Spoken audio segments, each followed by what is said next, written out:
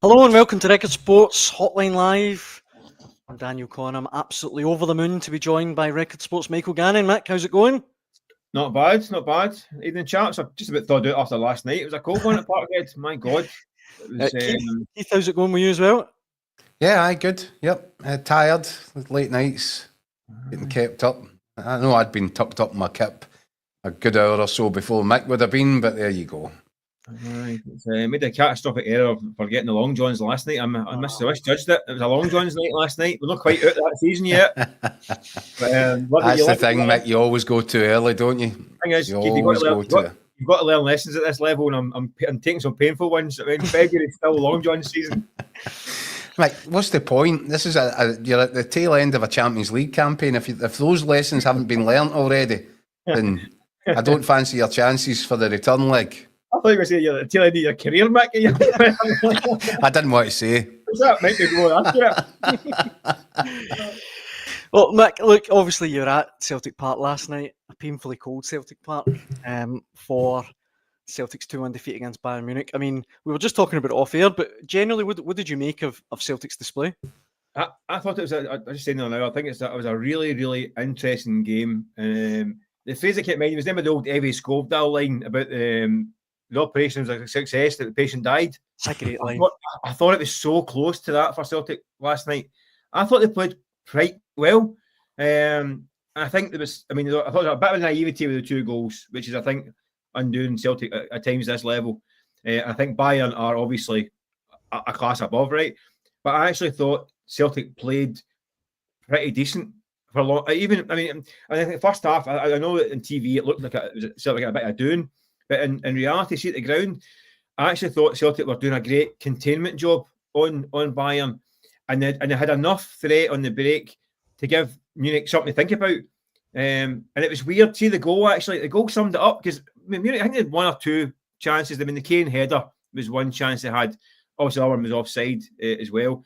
But the goal, because the way Maeda and Kuhn, the pace of them, they did a few breaks. They didn't quite come off. They didn't have the composure to finish it off. I know this early goal was one moment, but the goal for Munich, Olise's cutting inside, and usually that means that the fullback from Lema would go beyond and outside.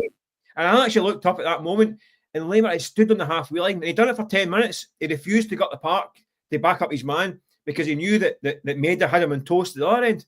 He's a midfield player anyway, but usually plays in that kind of inverted kind of role, I think.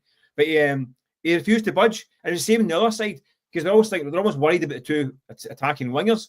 Yeah. And it meant that Munich couldn't get the extra bodies to get the gaps, to get the chances. And it was actually, I thought, this is actually working here. And then seconds before half time, the goal goes in, changes the complexion. Yeah. But I thought it was a really disciplined, composed, controlled performance at that point for Celtic. Obviously, they need a wee bit more composure going forward. But I thought it was good, and then the goal changes it. And then the second goal that's the naivety that you cannot allow Harry Kane to drift to a back post. I mean, that's fatal. I mean, that was fatal. I mean, so 2-0, you think this could get away for Celtic. This could be one of those nights. And I remember I was saying at the game, I think they played okay here, but this could be one of those nights that gets out of hand, because Bayern have got that ability. I mean, attacking wise, I've got so much firepower. But fair play, I thought Celtic come back into the game, and then obviously the penalty shout, which I thought it might have been a penalty, by the way. I know it'd be very soft, but listen, it's not very often the referee gets called on to a VAR screen and then says, no, I'm going to stick with my decision.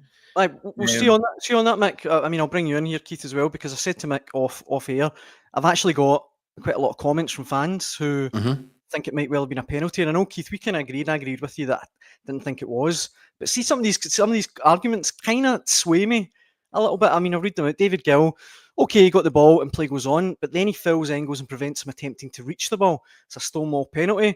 Colin says, remember when Fabio Silva won a penalty against Celtic in the 3-3 game? We were told it doesn't matter if you get a slight touch on the ball, if you follow through it a fair bit.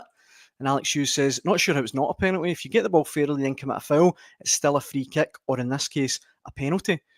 That kind of makes... I mean, I get that Upamecano did just nick the ball, but then he lands I think there has to be a degree of intent in there. And for me, Upamecano has won the ball, has it under his control, and it's not as if his foot is deliberately reaching out for Arnie Engels. He's merely, his forward motion is carrying him towards the ball. Engels then comes in from the side. It's different if he's got a view of Engels and he's deliberately went out his way to make contact. That wasn't the case. I think we're clutching at straws. And as I said, Daniel, what was interesting, I thought VAR made a bit of a mess of it. It took ages, didn't it? Yeah, but the problem was for me, my instincts were from watching it on TV, he's offside, so it's nothing.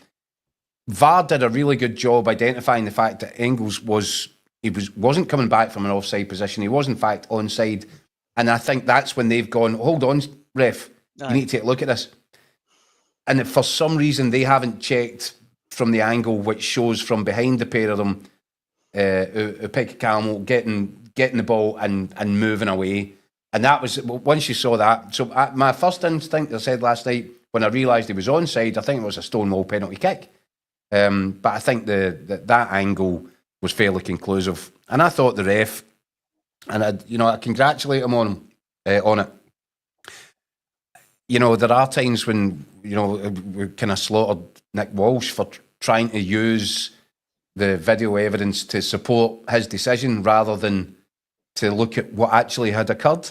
I think the referee must have thought, I've missed something here, went over, had a look at it, and that angle was fairly conclusive. Look, I agree with Mick and a lot he said there in terms of the way Celtic contained Bayern Munich. And it goes back again, Daniel, to what we discussed about how this team has matured over the last 8 months in European football. The strides that have been made. That performance off the ball, I'm not sure Celtic would have had in them at the start of this campaign. They've changed things, they've worked on things. They're more aware about closing space and being difficult to play through. All the things that they weren't when they went to Dortmund, when they were really naive and open and got a tanking for it. So, yes, I thought the containment aspect was really good in the first half because of the hard work that went into that. Because they were chasing the ball for a lot of, not chasing the ball, but they had to play out of possession for long, long spells of that game. Mm-hmm. And I actually thought, Mick, I sort of disagreed. I thought when they did get on the ball, there was a decent element of composure. So I thought the containment was there, the composure was there. I've seen people criticising Callum McGregor today. I can't quite believe it because I thought he did a terrific job again at the base of midfield, breaking things up and then trying to get Celtic moving out. But they were up against such a ferocious press, deep inside their own territory. It was just really hard work for Celtic. And I thought, like Mick says, you're spot on, Mick. They've done really, really well against all the odds and against a really talented Bayern Munich side. The front four are frightening. So to get that far into the game, yes, even though there were long spells of that first half when, they were doing nothing more than just trying to survive. But you know something? That's a key part of European football at this level, especially when you're playing against teams of that level. You've got to learn how to survive. And Celtic have learned that lesson. Have they got the quality to compete and to go the extra mile in this competition? Not yet, no. But they're miles and miles in front of where they were when it began. And they deserve credit for that. I think a lot of it as well, it speaks volumes. We were talking to some of the German guys in the media last night, and they were talking to a few of the players, the Bayern players. We got our usual custard pies from Manuel Neuer, as you will no surprise to hear. Keith, a man who dishes out custard pies to the Scottish press. It's a tradition. Takes great delight in custard pie. And I think I've been scooped out my eyes many times with Manuel Neuer, laughing at me when he does it sometimes. But hearing from second hand from a few of the guys, they were rattled at the end. 100%. Properly rattled. 100%, Michael. At 2-1, they were happy. They will take 2-1 up the road. And I actually think they would have taken 2 each up the road as well. I think they're that confident in the home leg anyway. But there's no doubt they were rattled. And I think you can see a big change when Maida goes through the middle. Mm-hmm. I mean, I'm mentioning Manuel Neuer. No wonder he gives a custard pie because he was actually looking pretty rattled in the last 15 minutes. Maida got right under his skin. He's like, where's this guy come from? We were talking about probably the guy who revolutionised goalkeeping in the modern game. Keeper. The super keeper. I mean, the guy is so cool on the ball, and he was getting a bit jittery, and he's launching it towards the end. I mean, I don't think I've ever seen him doing that before. So Celtic had them rattled. As I say, I think it was a nearly night. It was a nearly a right good night for Celtic. I don't think it was a bad night. I mean, I know they'll get beaten, and I think everyone expected them eventually to have too much Bayern, too much for Celtic. But I think there's a lot in there that Celtic can look at and think, yeah, this is a mark of progress this year. You're up against a right good side who know. Listen, you can play these teams in group stages, and you know they're almost phoning it in.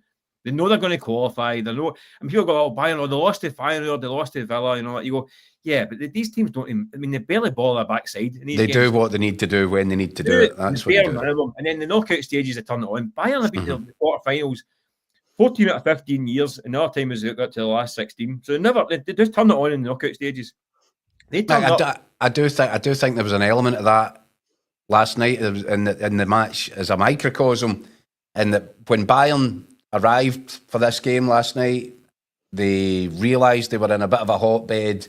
They knew they were going to have to bring a real level of performance to get in top and get to where they needed to be in the match. I do feel, Mick, that when they got to 2-0, that they started thinking about Leverkusen this weekend, a game that's such importance to the Bundesliga title, having not won the title last year for once. I think they switched off a little bit, and that's why, yes, I agree with you. The switch, Maeda through the middle, I think it gave them more to think about, but I'm not entirely sure had Maeda been playing that position in the first half, it would have been that much of a difference, because Munich were just a level 2-3 above Celtic at that point in terms of how they were keeping the ball and how they were prodding and poking at the Celtic defence. They were on top of that game. Oh, I totally and I don't know what difference Maeda would have made through the middle or out wide at that point. Well, I also think they're mindful of getting 2 goals ahead, and they knew the threat Celtic had on the break with the pace of Maeda and Kuhn. And they realised at that point there's no point in taking any chances here, because they had a couple of, I must say, there was a few times and just the final ball wasn't quite there. I think they were wary of it as well. So I think they were happy at 2-0 and thinking, right, we'll just take it off. And they were delighted at 2-0, mate. Yeah. But I say they were happy at 2-1, and I think they would be pleased at 2 each, to be honest, as well. But so, like I say, I just thought it was a really interesting game. I mean, I think next week you've got to think Maeda's going to start through the middle next week now. Oh, see on that, Mick. Anne writes in saying everything changed with Maeda through the middle. Yang and Jota facilitated that. Maybe he should have started with him in that position. See if Rodgers could go back in time. Well, do you think he would start with Maeda through the middle?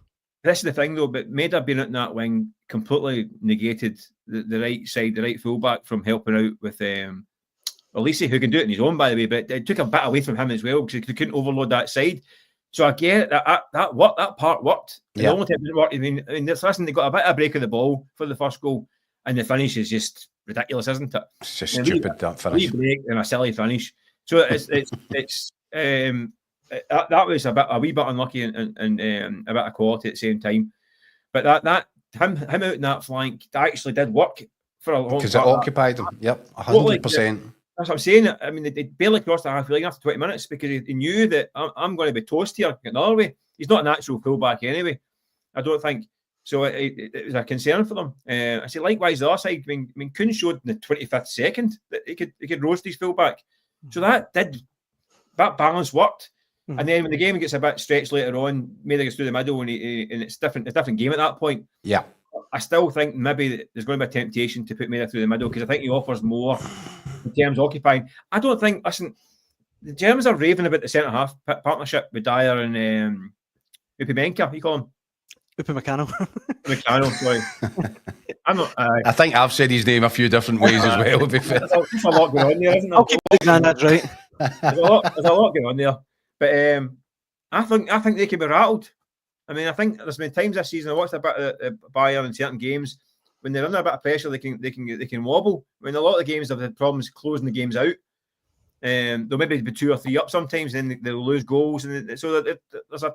I'm not listening. You're trying to find crumbs of comfort and optimism for the game next week for Celtic. It's going to be, I mean, brutally hard. Going to I said last night, Mick, that I hate being negative, But I really kind of fear for Celtic a little bit next week.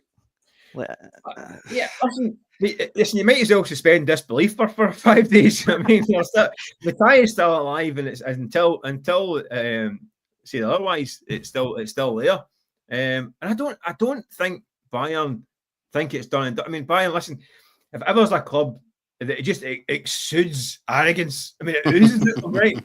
I mean, I've been to Bayern a few times, right? And they always listen. I think it's a brilliant club. They treat you brilliant. You get there. But it just oozes arrogance, right? They would just expect to swap folk like Celtic aside. But I got in the feeling last night that they think this tie is not quite done because, like say, Bayern have had a wee problem seeing games out and getting things done. But listen, I take the point. It could be doing it there. Hope I'm wrong. I don't think so. As we said last night, Daniel, and for all the reasons that Mike and I were discussing there, in terms of Celtic's ability to contain, in terms of the tweaks that have been made tactically to the system that Brendan Rodgers wanted to employ in the Champions League. This is kind of going against the grain for him. He won't like having to do it, but you know what? He's been pragmatic enough to realise that it has to get done. Mm-hmm. And Celtic are a stronger unit, more competitive at this level because of it. And that can change going forward. If Brendan Rodgers gets to bring in a better quality of player, he may feel more emboldened. He might go back to a situation where you go to Dortmund and think, we'll just give them a game. It's not going to happen anytime soon. Mm-hmm. That's a kind of a long running process to get to that point. But first and foremost, make yourself competitive in the here and the now. And Celtic have done that, which is why I don't have any real fears in terms of a repeat of what happened that night happening back in Germany. I just don't see it. I think that Celtic will stay in the game. I think they'll keep it tight. But ultimately, I think this one is just a bridge too far for them in terms of the level of quality that they're up against here. And that's not anything to be ashamed of. Look at the quality of the guys. That front four last night is frightening. Aye. And then look at the two wingers that they were still able to bring on from the bench. It's outstanding levels of quality. I don't know if Bayern Munich are good enough to win this competition, which is the scary thing. But they're certainly, last four material, aren't they? Aye. Yeah. I think so. They've got the blueprint again though for next week. I mean, I think Bayern are going to be a wee bit kind of wary of that pace on the counter. So I don't think they're going to go hell for leather. But a bit like the first half last night, they'll keep possession and try and chip away for opportunities. But I think they'll be a similar kind of game. And if Celtic can hang in the game as long as possible, and then if it is coming to the last quarter of the game and it's still 2-1 down or whatever, then they can go hell for leather and you might see them wobble. So I don't think it's completely done and dusted. That's what I'm saying. And listen, I thought we got doing last night. We got into the game. So it was a pleasantly surprising. What was your score prediction, Mick? 2-1 Bayern. That didn't sound like much you had doing. And I didn't put it on the bookies either. Yet again, I've tipped it in the paper, not put it in the coop. But Mick, so what you're saying is you said 2-1 for the paper because you didn't want to say what you really felt. Because you just said there you thought they were going to get a doing. No, as you know, Keith, we work in a fast-paced industry, so at a certain point in time, I believed it was going to be 2-1, and then I changed my mind an hour later. Constantly changing environment. That's poor from you. That is complete reverse ferret. I shouldn't really admit it, given I got it bang on in the money. the last thing on last night's game, Mick, and then I'll let you get away. Greg Taylor was trending on X last night. And you mentioned, Keith, about McGregor getting a lot of stick. I thought Greg Taylor's coming in for a power of stick that he just doesn't deserve, really. And I think he got a little bit unlucky with the first goal. And as we've said many times now, you're up against one of the best front fours in European football. Yeah, but for whatever reason, for a variety of reasons, Greg Taylor's just is always going to be, for as long as he's at Celtic, a guy that Celtic fans seem to kind of tolerate, not much more. I don't get it. I don't get it. He's been a terrific player for Celtic, and I think what he does, the way he plays that inverted role, adds that extra body in midfield. He's absolutely superb at it. He was really unlucky that Elise managed to get the break of the ball on that occasion. You've then got to factor in this finish that Mick was talking about, which is just utterly ridiculous. You can't blame Greg Taylor for that. People are saying, well, he should have showed him on the outside. Yeah, I get that. I'd like to see you try when at least he's running at you, and the balance that guy's got to go one way or the other. It was just unfortunate. I think Greg Taylor's biggest problem is that his name's not Kieran Tierney. And that has always been the case, and even more so now that, Kieran Tierney will be back in his old manor in a few months. There was a lot of people, Mick, saying last night that, if only we'd get Kieran Tierney over the line, that first goal doesn't go in. But that's incredibly harsh, I think. Yeah, but a fair point. I mean, I also think Kyogo's a big miss last night. Yeah, that's probably more of a valid point. Especially when you see the last 15 minutes when you actually pressed Bayern high up the pitch. If you had Maida on the flank and Kyogo in the middle doing the same, interesting. And I think he was a big miss last night. Taylor, I think, has been a good servant. I think most people know he's been a good servant. Listen, he's out of contract. He's not signing a new contract. So I'm not saying you're going to be kind of fair game about it, but people are not going to be showering you petals when you're kind of heading the way out. Apparently, but he's been a great servant. I think most sensible fans will realise he's been a good servant, especially domestically. I think at this European level, there has been moments when it's been a bit tough. There's been certain games when it's been difficult for him, but it's been difficult for a lot of players at that level. Mm-hmm. So he's not alone in that category. I think he's been a really solid Celtic signing, great value for money over the years. I'd go further than that. I'd say his ability to play that inverted fullback role and to go in beside McGregor and give Celtic another body in there. I think that's been key to Celtic's progression and to the way they've matured into this competition. Because we were talking about it last night in Dortmund that night. You had two fullbacks bombing on. You had Engels and Hatate playing 15, 20, 30 yards in front of Callum McGregor at points. And it basically left Callum McGregor and two centre-halves. And Dortmund just destroyed them, came at them in numbers. And there was nothing anybody could reasonably expect them to do about it. But I felt that after that night, although Brendan said that it wasn't going to change things, I think one of the key things that he did realise was, right, okay, we need to get a bit more protection in there. We need to be tighter. And I think the role that Greg Taylor has played in that has been a huge part in making Celtic look a whole lot more solid and robust at this level. I really do. And I'll be interested to see. I'm sure that Kieran Tierney can play that position, even if Mikel Arteta isn't quite as convinced.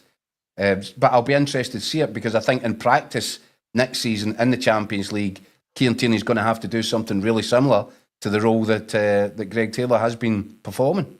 I think the tough thing for Greg Taylor is that I think he's been a real fundamental part of Celtic when they've got the ball. And even in Europe, like you say, he can come and play that inverted role. He keep possession. But look at the amount of wingers in the last 3 or 4 years that put in front of him and who have absolutely flourished. And that's not by coincidence. Whether it's Abada, Maida, Jota, Kuhn, whoever plays in front of him have flourished because of the way he plays. So I think you got to accept that. What I do think is under siege, he's maybe not as strong as a kind of under siege defender. Great in possession, great going forward. Going the other way, it sometimes gets a bit tough. Mm-hmm. Whereas we talked about Tierney, I think Tierney can be that under siege defender as well. I think he can defend. He loves a tackle, Kieran Tierney. We all know he's great at bombing on and he can play a variety of different attacking positions as well. But he also loves a tackle and can defend.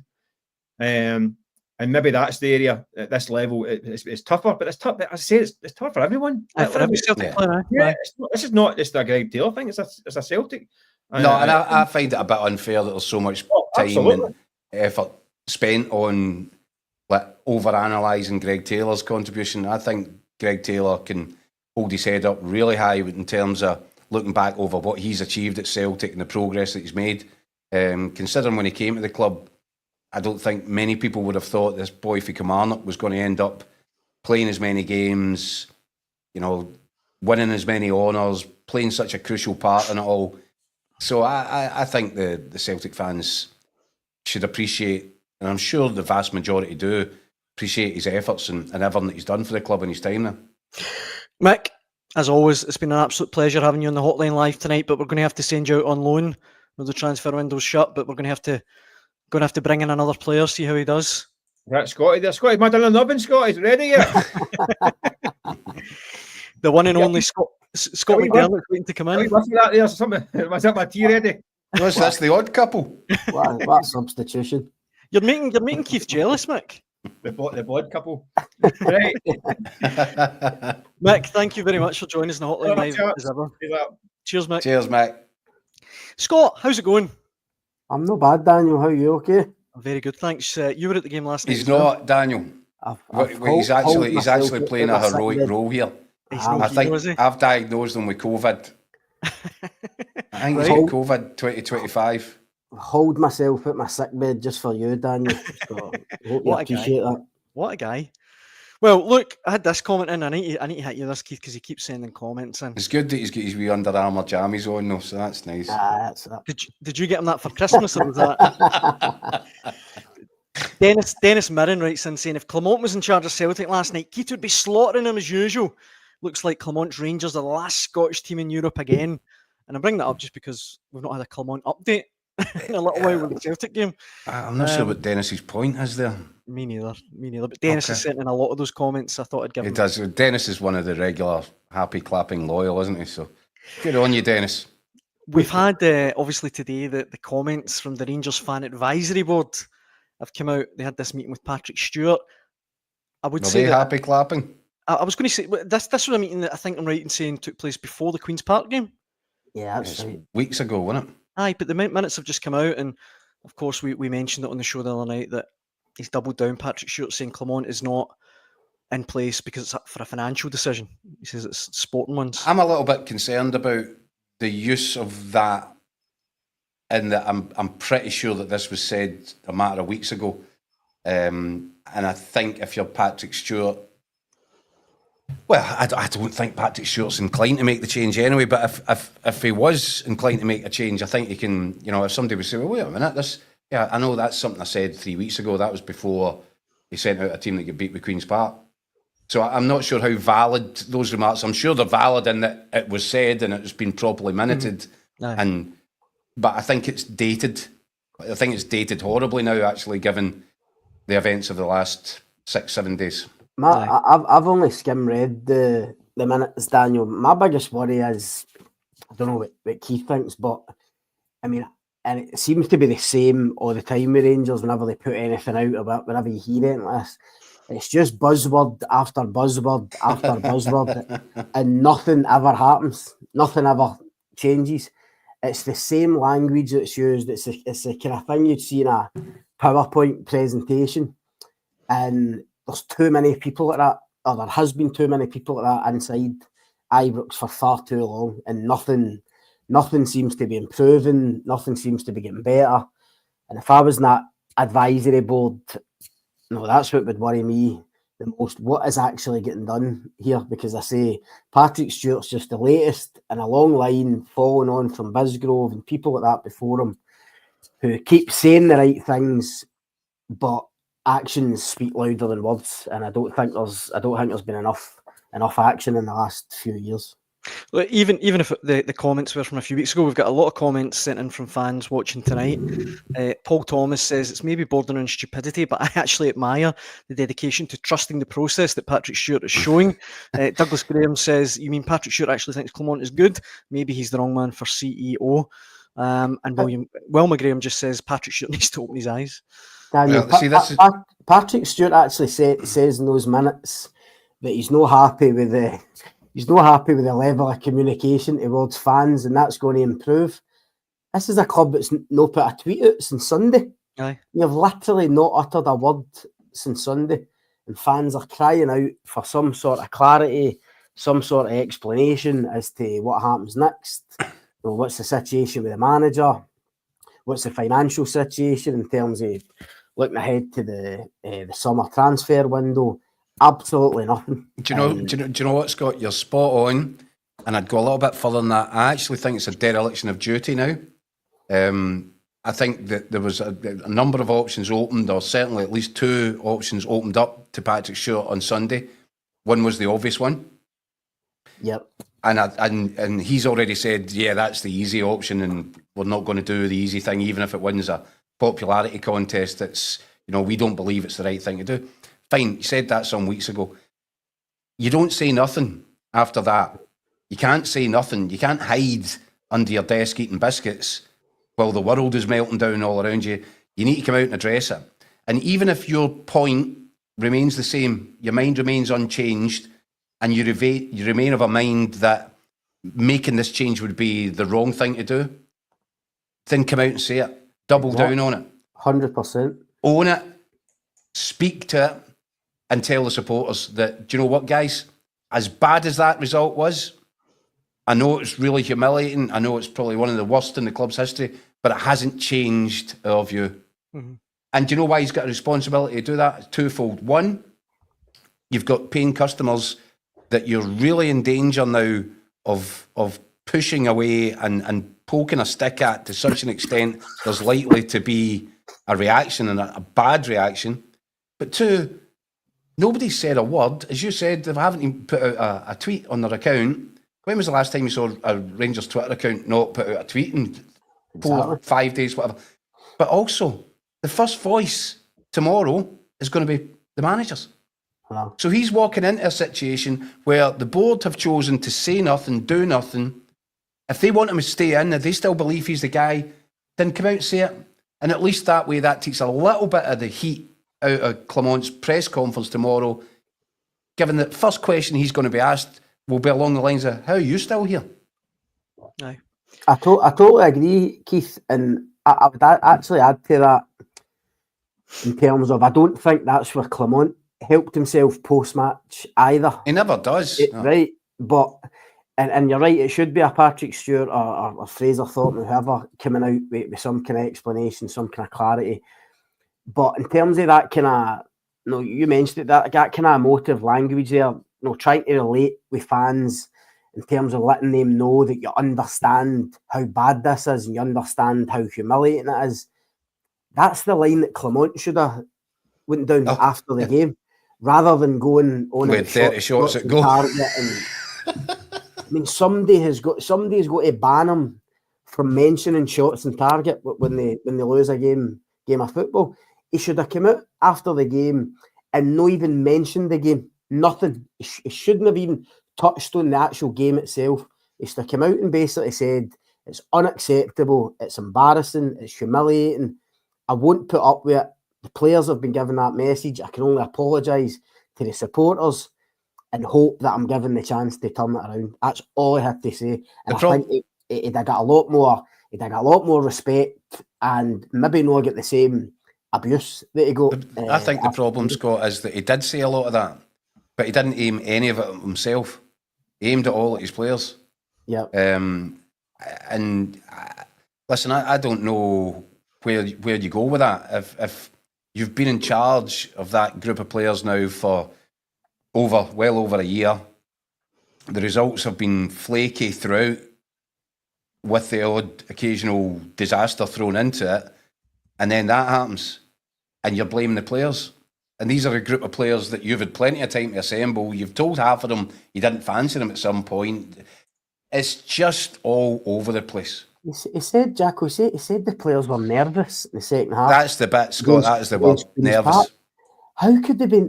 This is a team that went to Old Trafford a few weeks ago and held their own. Played Spurs at Ibrox and should have won the game. Went to Nice and scored 4 goals away. Went to Olympiacos and won. Malmo and won.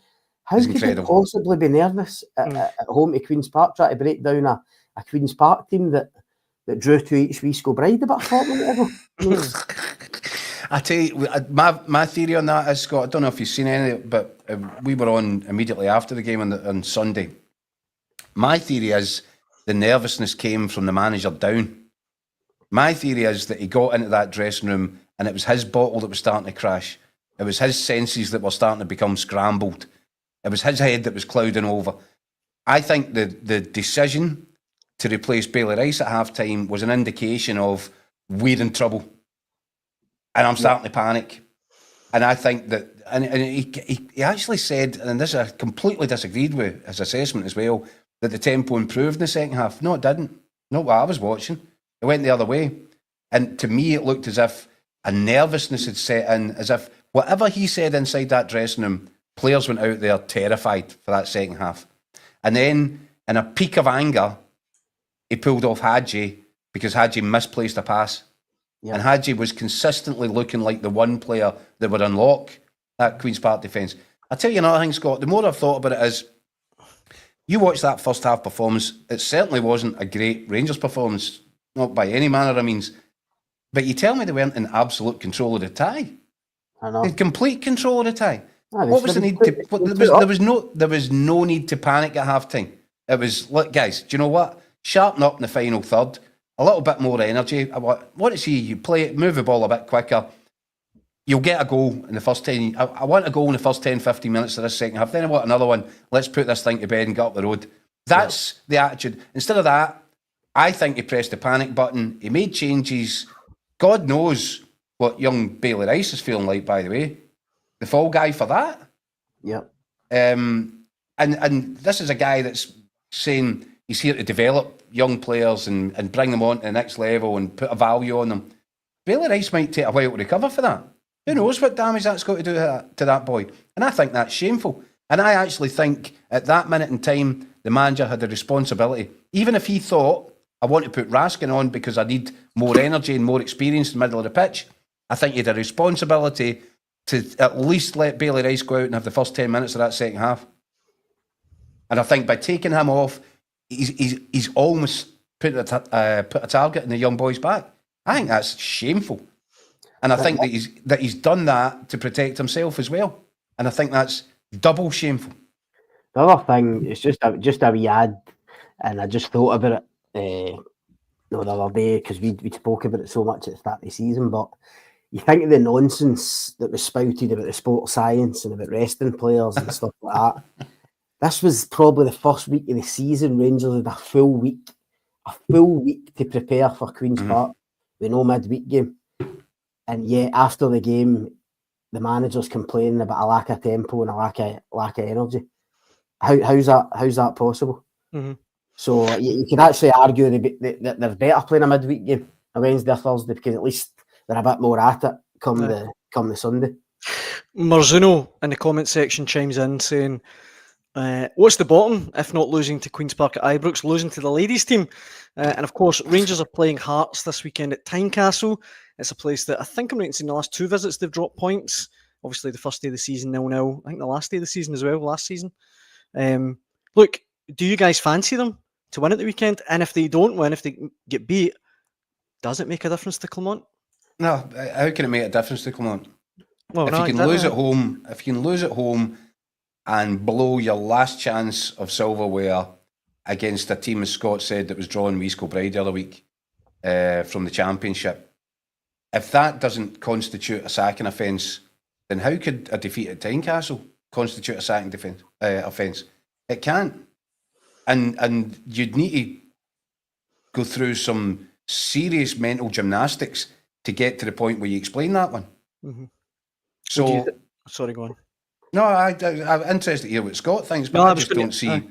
If that isn't rock bottom, then what is? Right. I agree, and to answer your question, Daniel, I don't fancy them on Sunday. I think the likelihood is they'll drop points again. But for me, the worry for Rangers and the board isn't the game at Tynecastle.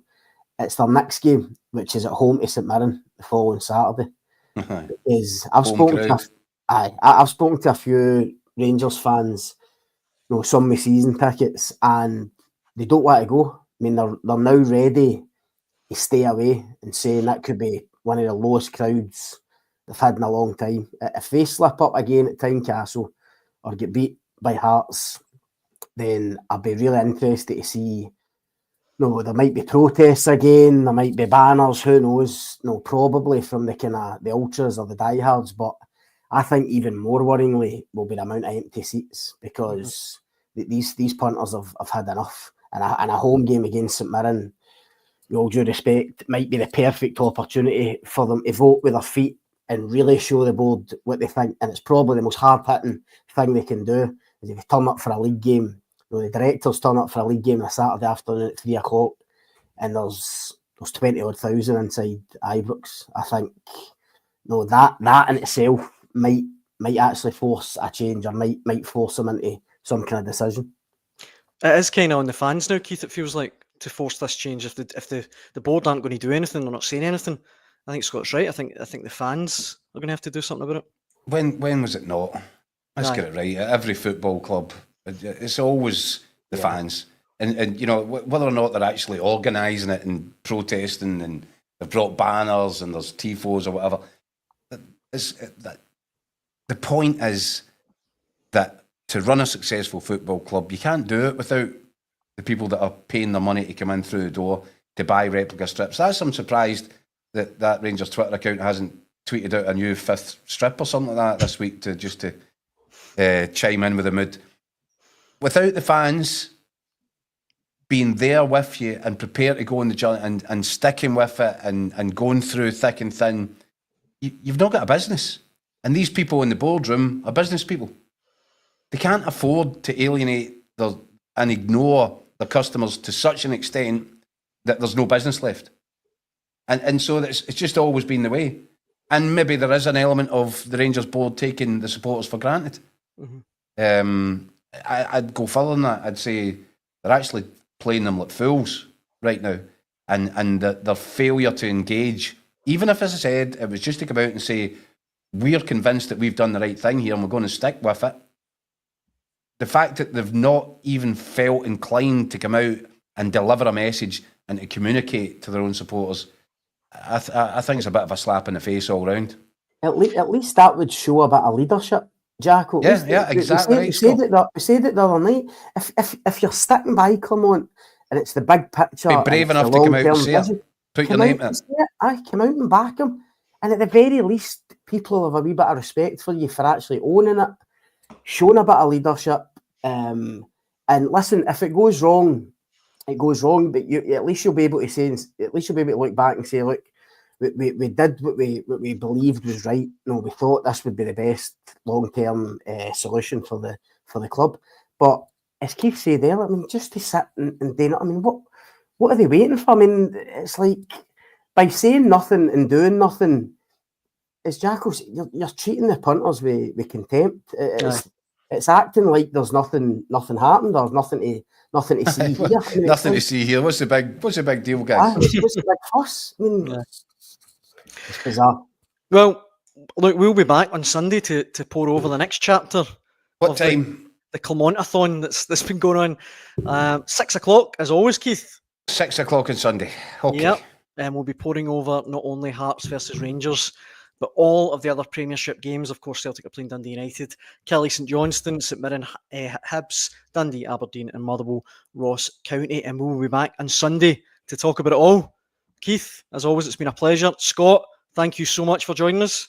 Cheers, mate. No worries. Have you pint of lime sip down your wee man? Off to your bed. Definitely. And look, thanks for watching at home. We hope you can join us again on Sunday. Cheers.